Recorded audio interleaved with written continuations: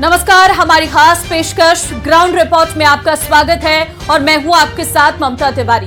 Ground report में आज हम बात करेंगे प्रदेश की राजधानी में बिगड़ी सफाई व्यवस्था की। पिंक सिटी में सफाई व्यवस्था का चक्का जाम हो गया है। विभिन्न मांगों को लेकर सफाई कर्मचारी हड़ताल पर चले गए हैं। ऐसे में चारों तरफ गंदगी का अंबार लगना शुरू हो गया है। मानसून सीजन चल रहा है और इस समय अगर कचरा नहीं उठेगा तो दुर्गंध फैल रही है और वहीं मौसमी बीमारियों का खतरा भी मंडराने लगा है।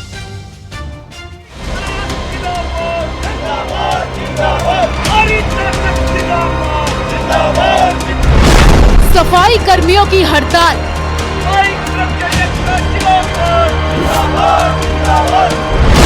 पिंक सिटी का बुरा हाल।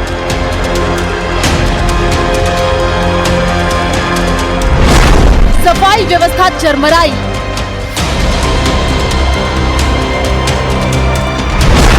लोगों की शामत आई।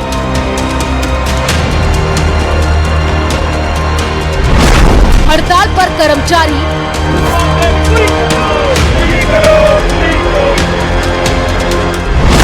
कौन करेगा सफाई? तो सफाई कर्मचारियों की हड़ताल जारी है। सफाई कर्मचारियों ने मांगे नहीं मानने तक इस प्रदेश व्यापी आंदोलन में तब्दील करने की चेतावनी दी है। अगर बात करें जयपुर की तो अकेले जयपुर में 8,500 कर्मचारी हैं और जिनमें 80% से अधिक कर्मचारी जो है आंदोलन पर हैं। वहीं जयपुर के अलावा अब बात कोटा की कर ले तो वहां पर भी सफाई कर्मचारी हड़ताल पर जा रही हैं। वहां भी सफाई व्यवस्था चरमराने वाली है। ग्राउंड रिपोर्ट में आज हम बात करेंगे सफाई व्यवस्था और हड़ताल पर।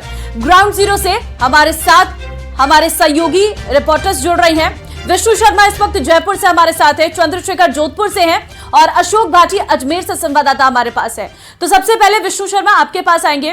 क्या है जयपुर के हालात, क्योंकि सफाई कर्मचारियों ने हड़ताल शुरू कर दी है, बरसात का मौसम है, क्या स्थिति आप ग्राउंड जीरो पर देखते हैं? देखिए, न्यूज़ 18 जिन मुद्दों को लेकर सामाजिक सरोकार निभा रहा है उसकी सूचना मिलने के बाद जब हमारी टीम जयपुर के परकोटे इलाके में पहुंची, उसके बाद काफी संख्या में लोग यहां पर भी आए हैं और जो बताएंगे कि किस तरीके के हाल सफाई को लेकर के हैं। सफाई कर्मियों की हड़ताल के बाद गंदगी के ढेर कहां लगे हुए हैं और उसको लेकर लोग क्या भुगत रहे हैं, कितना परेशानी झेल रहे हैं, उसी को लेकर स्थानीय लोग हमारे साथ मौजूद हैं। कुछ लोगों से बातचीत करेंगे। क्या हालात है सफाई को लेकर? सफाई के हालात अभी बहुत बुरे हैं क्योंकि जो हड़ताल पर गए हैं कर्मचारी, उसके बाद कचरे के ढेर आए, जगह लगने लगे हैं, डिपो बनने लग गए दोबारा से, जो डिपो हट गए थे। हालात बहुत बुरे होकर आ रहे हैं। इसका एक कारण भी है क्योंकि सफाई कर्मचारी आए दिन हड़ताल पे चले जाते हैं। वो एक भर्ती के अंदर मांग करते हैं। उनकी मांग है कि भाई कुछ लोगों को आप 1 साल रखिए, पहले उनका काम देखिए और काम देख करके उनको फिर सफाई में नियुक्ति दीजिए। कारण क्या है कि आज सफाई कर्मचारी नियुक्त होता है और जाकर के ऑफिस में बैठ जाता है, वो ऑफिसों में बढ़ रहा होता है, लेकिन वो फील्ड पे नहीं होता है। तो ये व्यवस्था को सुधारना पड़ेगा कि सभी जातियों के लोग आए। उनका भी ये विरोध नहीं है और सच्चाई भी है कि होना भी इसी, सभी धर्म सब जातियों के लोग उसमें आ जाए, लेकिन वो फील्ड पे काम करे, ना कि ऑफिसों में बैठकर काम करे। सफाई का काम के लिए भर्ती हुई सफाई करना चाहिए। कितनी दिक्कतें आ रही है? सफाई कर्मियों की हड़ताल चल रही है, गंदगी के ढेर लग रहे हैं, क्या परेशानी आती है महिलाओं को? परेशानी, महिला कचरा कहाँ डाले, ऊपर नहीं आ रहे हैं, कचरा कहाँ फेंके। और आप जान रहे हैं बारिश का मौसम है, इसके अंदर मच्छर वगैरह, डेंगू वगैरह बीमारियां फैल रही है, बच्चे बीमार हो रहे हैं। महिलाएं जाए तो कहाँ जाएं? और ये गुलाबी नगरी का पूरा नाश करके रख रखा है। निगम, जब एक निगम था तब भी ऐसी हालत नहीं थी। अब इस निगम के 2 टुकड़े कर दिए हैं, ना मेयर है ना डिप्टी मेयर है, पता नहीं कहाँ खो गए हैं। तो ये गुलाबी नगरी का नाश हो चुका है। कुछ देर पहले आप भी सफाई कर रहे थे घर की? मैं झाड़ू लेके सफाई कर रहा था। आए दिन परेशानी होती रहती है, खूब कचरा होता है, दुनिया भर का बदबू आती है, मच्छर आते हैं और सफाई हमारे खुद को ही करनी पड़ती है। करनी पड़ रही है। और भी स्थानीय लोग हैं, क्या सोचते हो? युवा हो, गंदगी के ढेर लग रहे हैं। सर, नगर निगम के अंदर 4,000 स्थायी कर्मचारी है सरकारी, उनमें से 2,500 हेरिटेज नगर निगम के अंदर है। वो 2,500 कर्मचारी कहाँ है इस वक्त? क्या ये सरकारी प्रशासन के प्राइवेट ठेकेदारों के भरोसे ही चलता है? या अब तक ये बताइए कि ये जो भर्तियों के लिए बोलबाला करते हैं, हर बार हर सरकार के अंदर ये मुद्दा होता है कि माना दोनों पक्षों को आप लो। ठीक है विष्णु, मैं लौटती हूँ। हमारे साथ एक कॉलर हैं विष्णु, उनसे जरा बात कर लेते हैं पहले। क्या कुछ है आपका सवाल?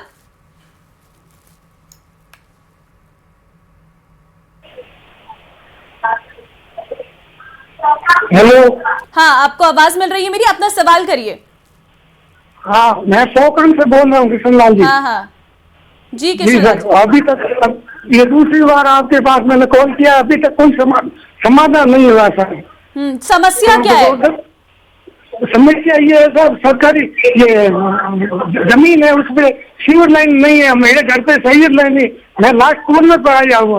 गोवर्धन लाल ने ये पानी का टांका और लेट्रिन बाथरूम रास्ते के ऊपर बना के रखा है और अतिक्रमण करके रखा है। नगर पालिका ने 2 मौका मुआवजा किया, उसमें गोवर्धन लाल के खिलाफ लिखी है, परंतु पोखरण अभी नहीं कर रहा। 2 साल से हो गया सर। ठीक है किशन लाल जी, आपकी समस्या आपने बताई है और उम्मीद है जल्द ही इस समस्या का निवारण जरूर होगा। हमारे संवाददाता अब चंद्रशेखर के पास हम चलते हैं। विष्णु, आपके पास लौटेंगे। चंद्रशेखर, जोधपुर का क्या हाल है? क्योंकि एक तरफ बरसात का मौसम है, दूसरी तरफ शिकायतें हैं कि कूड़ा नहीं उठाया जा रहा है। देखिए ममता, बात करें तो जिस तरह से सफाई कर्मचारी भर्तियों में जो है अपनी मांगों को लेकर नगर निगम के जो सफाई कर्मचारी राज्य भर में अलग अलग जगह पर लगातार हड़ताल पर जा रहे हैं। जोधपुर भी संभवतः आज या कल हड़ताल को लेकर घोषणा कर सकता है, लेकिन सबसे बड़ी जोधपुर में चिंता का विषय यह है कि जब हड़ताल पर नहीं है तो ऐसे हालात है कि हर जगह कचरे का अंबार लगा हुआ है। यदि हड़ताल पर चले गए तो क्या हालात होने वाले हैं? सबसे पहले मैं एक आपको दिखा देना चाहता हूं, एक कॉलोनी का दृश्य है जहां पर एक डंपिंग स्टेशन बना रखा है। सफाई कर्मचारी कॉलोनी से कचरा लेकर आते हैं और यहां पर जो है एक बड़ा डंपिंग स्टेशन बना दिया है। लोगों के लिए यहां पर जीना मुश्किल हो जाता है, क्योंकि जो कचरे की संगाड़ है बरसात के अंदर जब वो कचरा गीला हो जाता है तो और ज्यादा बदबू देता है। इसके अलावा जो मौसमी बीमारियां हैं उनका डर है। क्षेत्रवासी हमारे साथ है, पूछेंगे क्या हालात है आपके यहाँ? सर, मेरा नाम खेमराज है। बहुत गंभीर हालत में यहाँ पे वर्षा के मौसम में अंदर ऐसी बदबू आती है, भयंकर बदबू आती है, हमें यार रहना मुश्किल हो जाता है। सर, ये डंपिंग स्टेशन बना हुआ है, इसको लेकर आपने कई बार मना करने के बाद भी ये डंपिंग स्टेशन स्थायी रूप से यहाँ पे बना रखा है? जी, यहाँ पर देखा जाए तो यहाँ पर आसपास के जो रेस्टोरेंट है वो यहाँ पर गीला कचरा डालते हैं, जिससे बारिश के मौसम में तो और भी ज्यादा मक्खियाँ मच्छर उत्पन्न होते हैं, नई नई बीमारियाँ होती है। मेडिकल वाले, दुकान वाले, यहाँ पर कचरे की गाड़ी में सिर्फ 100 में से 30% लोग ही हैं जो कचरे की गाड़ी में डालते हैं। और यहाँ पर जब भी जेसीबी वगैरह आती है ये सफाई करने, उनसे हम अनुरोध करते हैं। यहाँ पर महामंदिर थाना जस्ट 50 मीटर की दूरी पर है, थाने के पीछे दुनिया भर का कचरा पड़ा है।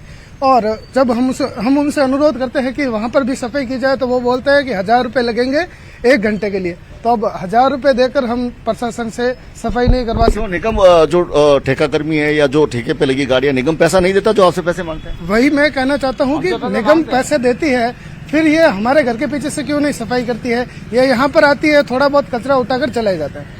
ठीक है सर। आप देख सकते हैं ममता, यहाँ पे हालात ऐसे है कि न केवल कॉलोनी निवासी ऐसे कुछ लोग हैं जो यहाँ पर कचरा डालते हैं, इसके अलावा जो नगर निगम के कर्मचारी है वो यहाँ पर जो कचरा दुनिया भर का यहाँ पे डाल देते हैं। इसके अलावा जो चंद्रशेखर, एक सवाल और रहेगा, उसके बाद हम कपिल के पास जाएंगे। चंद्रशेखर, इनसे जरा पूछिए कितने समय से कूड़ा यहाँ पर पड़ा हुआ है जो आप तस्वीरों में दिखा रहे हैं?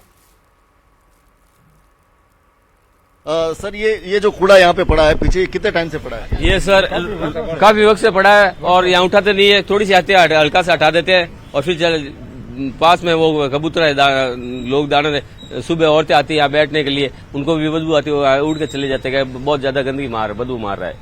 कैसे हालात है सर? हालात बहुत खराब है, क्योंकि ये यहाँ पे बरसात के दिनों में या पानी पड़ा रहता है तो और ज्यादा हालत खराब हो जाती है। बहुत ज्यादा देख सकते हो कि यहाँ पर जो एक जो स्लैब बना हुआ है, बरसात का पानी यहाँ पे इकट्ठा होता है और यहीं पर ये कचरा है, तो कहीं ना कहीं कोर्ट की खाज का काम शुरू यहाँ पर हो जाता है लोगों के लिए, क्योंकि जब पानी और कचरा मिल जाता है तो भयंकर जो है बदबू संगाड़ मारता है। इसके अलावा जो मच्छर और जो वर्षा जनित बीमारियां हैं, बिल्कुल चंद्रशेखर, समस्या बड़ी है, क्योंकि हम देख रहे हैं तस्वीरों में जो आपने दिखाई है कि किस तरीके से कूड़े का अंबार लगा हुआ है और कोई सफाई कर्मचारी भी नहीं पहुंच रहा है उसे उठाने के लिए। हिमांशु, आपके पास आएंगे, कोटा से संवाददाता हमारे साथ है।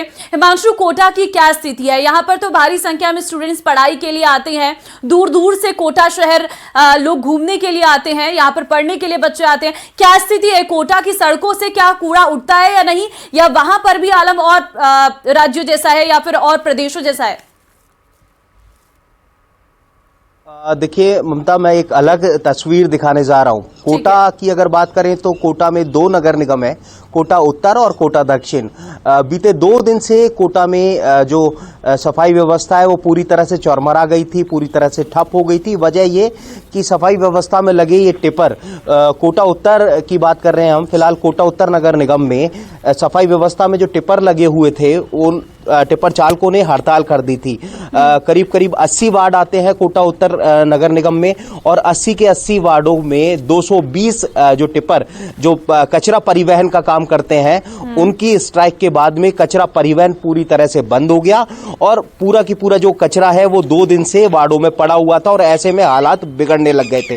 फिलहाल हम यहाँ पर यही रिपोर्ट दिखाने के लिए आए थे और इन टिप्पर के साथ में टिप्पर चालकों से बात करने वाले थे। दरअसल आपको बता दें कि करीब करीब 220 जो टिप्पर है वो यहाँ एक साथ ब्लॉक कर दिए गए थे और टिप्पर चालकों ने हड़ताल कर दी थी। वजह यह कि 22 महीने से उनके खाते में पीएफ की जो राशि है वो जमा नहीं करवाई गई थी, और इसी बात को लेकर के कई बार शिकायत की गई नगर निगम में, कई बार ठेकेदार से मांग की गई, लेकिन जब बात नहीं बनी तो टिप्पर चालक हड़ताल पर उतर गए। लेकिन अपडेट यही मैं देने जा रहा हूं कि अब से 15 मिनट पहले जो नगर निगम के स्तर पर बातचीत की गई, ठेकेदार के स्तर पर बातचीत की गई, और बातचीत के बाद में अब से 15 मिनट पहले ये हड़ताल खत्म हो गई है। हड़ताल खत्म होने के साथ में जो टिप्पर हैं उन्हें कचरा परिवहन दोबारा से शुरू कर दिया है, और कोटा उत्तर नगर निगम में एक बार फिर से जो हालात है वो सुधरने लगेंगे। लेकिन ऐसे हालात क्यों बनते हैं कि एक कोटा जैसे शहर में एक पूरा की पूरा निगम और उसके 80 वार्ड 2 दिन तक कचरा परिवहन होना बंद हो जाता है, और बारिश का समय जब बारिश हो रही है तो जो गंदगी है वो और ज्यादा फैलती है, बीमारी का जो खतरा है वो बढ़ जाता है। तो ऐसे चलिए, समय रहते वापस कर्मचारी लौट आए हैं, ये राहत की बात है लोगों के लिए। लौटेंगे आपके पास हिमांशु। कपिल श्रीमाली उदयपुर से संवाददाता हमारे साथ है। कपिल, उदयपुर के क्या हालात है? पर्यटन नगरी उदयपुर, वहां पर क्या स्थिति है?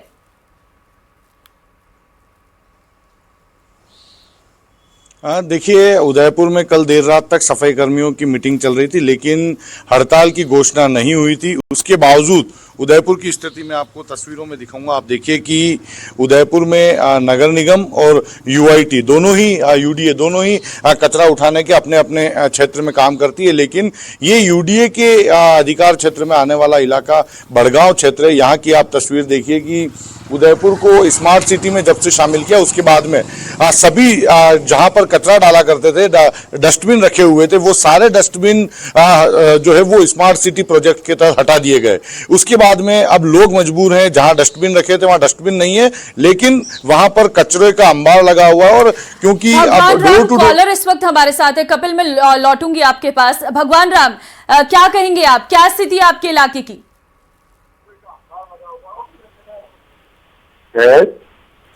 हाँ भगवान राम, आवाज मिल रही है आपको? एक मिनट। हाँ जी, मिल रही है दीदी। हाँ बताइए, क्या समस्या है? दीदी, मैं एक आपसे निवेदन करना चाहता हूँ कि ये गांव में या सरकार, कांग्रेस सरकार, जो पहले कांग्रेस सरकार चलती थी ना, वैसी की वैसी हाल फिलहाल बीजेपी सरकार वही चल रही है। न तो नरेगा का कोई किसी का नाम चल रहा है, न कोई आवास है, न कोई पानी की, कोई भी व्यक्तिगत असली नकली काम कोई करने में बिल्कुल नकली काम चल रहा है यहाँ पे। ठीक है, मेरा काम नकली है, मेरा नाम भगवान राम है। राम जी, आज समस्या हम उठा रहे हैं कूड़े की। क्या आपकी स्थिति, आपके इलाके की स्थिति ठीक है? वहां पर कूड़ा उठाया जा रहा है? बिल्कुल कोई कूड़ा तो है ही नहीं, बिल्कुल कूड़ा तो वैसे ढेर पड़े। ये गाँव से बात है, मेरी बात गाँव से है, मेरा गाँव जनकली है, मेरा नाम भगवान राम है। मैं कई दफा आपसे मतलब ठीक है भगवान राम जी, बहुत धन्यवाद, आपने कॉल किया और अपनी समस्या रखी। कपिल, आप जानकारी दे रहे थे।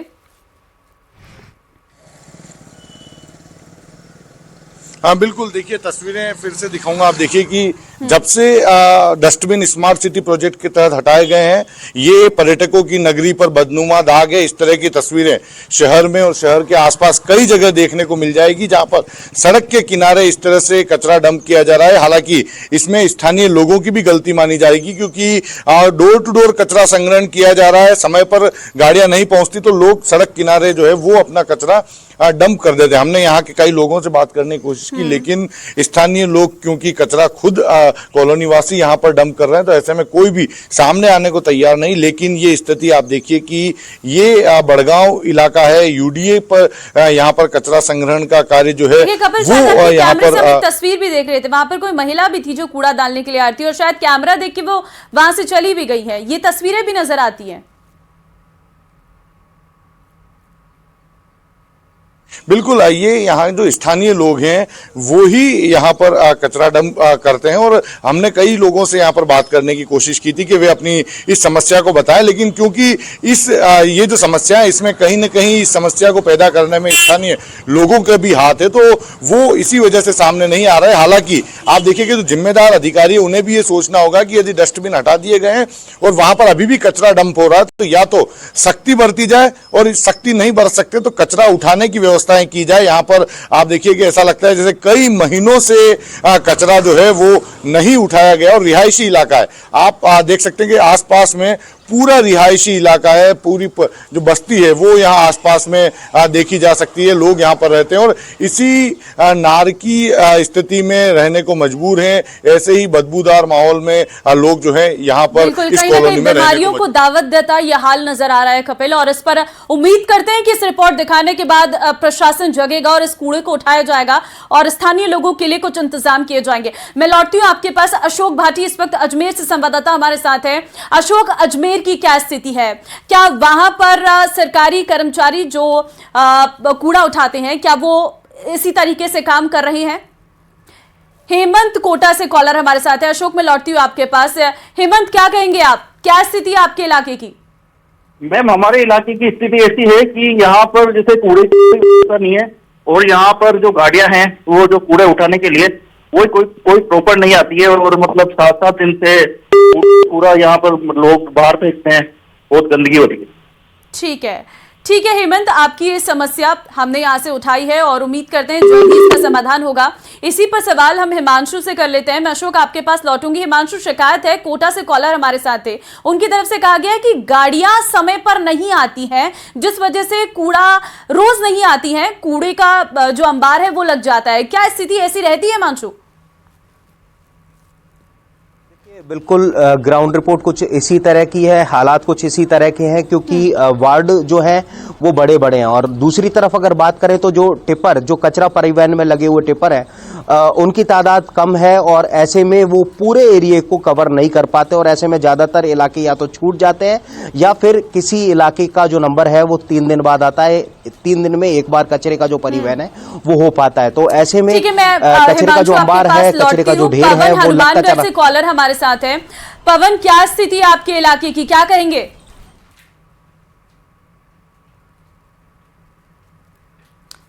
लगता है पवन से संपर्क नहीं हो पाया।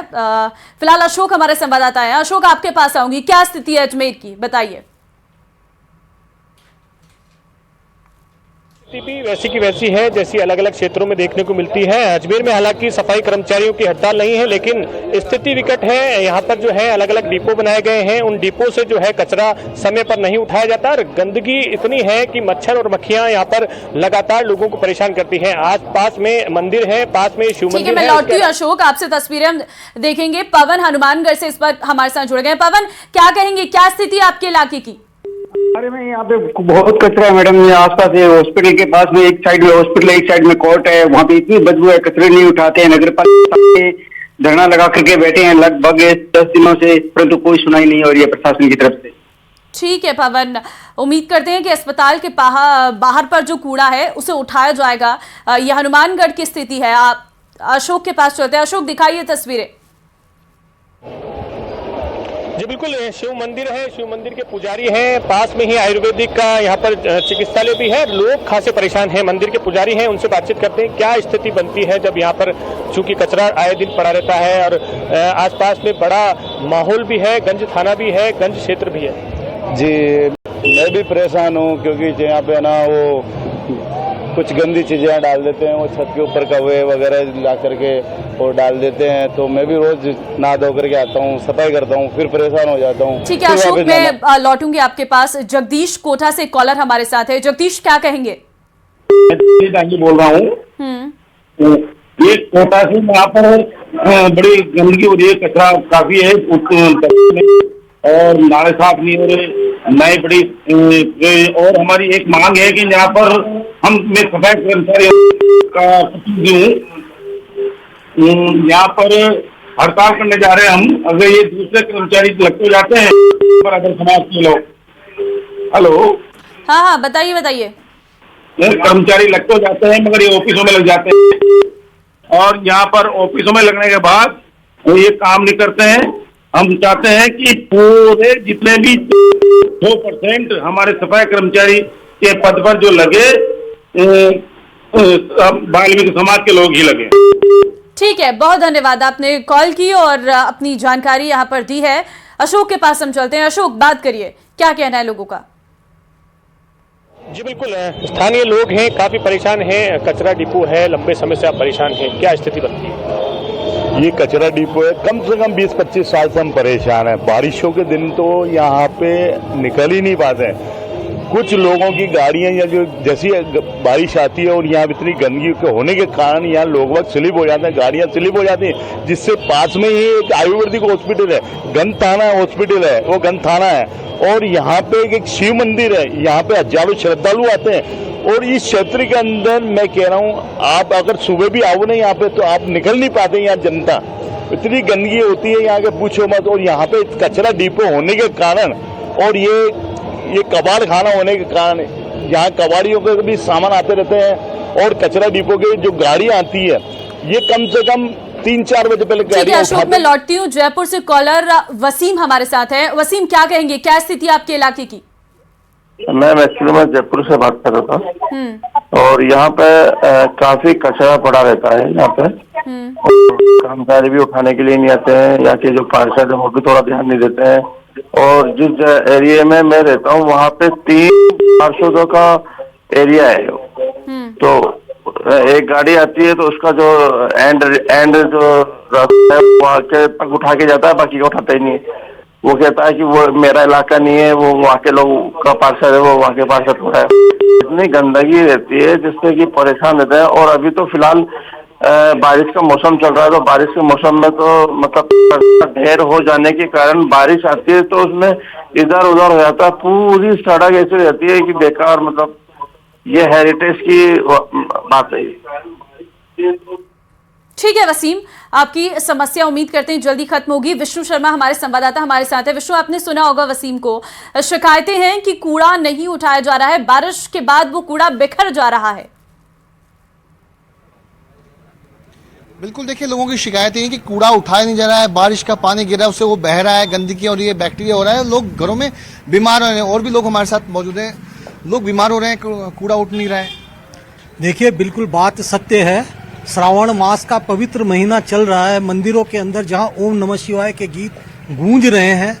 ये दुर्भाग्य है इस जयपुर का कि जयपुर की गली गली मोहल्ला मोहल्ला आज गंदगी का पर्याय बन चुका है। आज कोई भी देख लीजिए आप, गली के अंदर कचरा भरा हुआ है, आम आदमी त्रस्त है, भयभीत है। कारण इस समय एक तो मौसमी बीमारियों का सीजन चल रहा है, दूसरी तरफ से एक ये चीज और आई है कि हड़ताल हो गई है।